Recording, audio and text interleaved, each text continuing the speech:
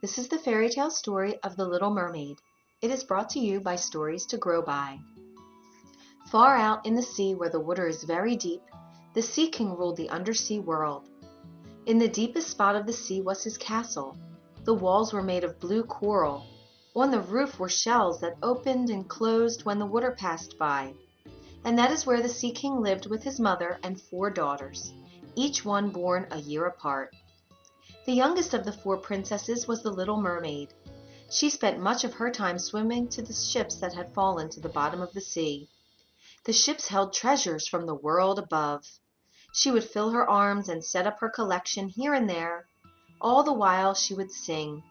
As she did, fish circled around to hear her, for the Little Mermaid's voice was the most beautiful one under the sea.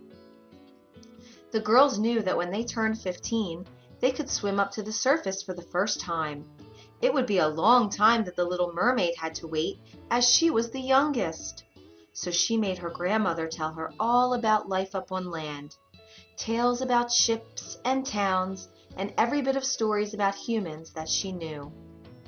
Soon the eldest daughter turned 15. She was the first to be allowed to rise up to the surface. When she came back, she had many wonders to tell her sisters about. She told about resting on the soft white sand. High above was a deep blue sky with puffy white clouds. Later the sun set, she said, and the whole sky turned gold and red. She had watched the birds fly high above her, dipping and making turns in the red and gold sky. When the next sister turned 15, it was winter. She told of icebergs floating in the sea and shining bright. All the ships stayed far away from the icebergs, she said, as if in fear. But the icebergs did not seem lonely. They were like friends, floating close to each other. When it was the third sister's turn, she told about moving as close as she could to the gate of a town. She heard people call out, horses that went clip-clopping down the street, and even music that she had never heard before. All this the Little Mermaid heard with wonder. It wasn't fair that she had to wait the longest. But at last the day came when she turned 15 too. Now she could rise up over the surface and see for herself. When she came up over the water, the Little Mermaid was next to a large ship.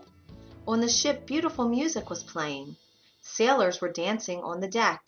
They were laughing and having a fine time. It must be a party. Now and then, as the waves lifted up the Little Mermaid, she could see better. A handsome young man stepped out on the deck. When he did, 100 rockets rose in the air. The party was for him. Was it his birthday, she wondered? She swam closer. The men all seemed to like the young man. When he spoke, the sailors would laugh. Sometimes they patted him on his back in joy.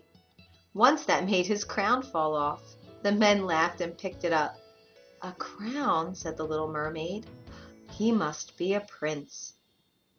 Suddenly it became very dark and the wind picked up. The sailors started to run about on the deck. They pulled down the sail. The ship dipped and swooped. It rolled side to side and up and down on the high waves. Then lightning, thunder, a strong rainstorm hit.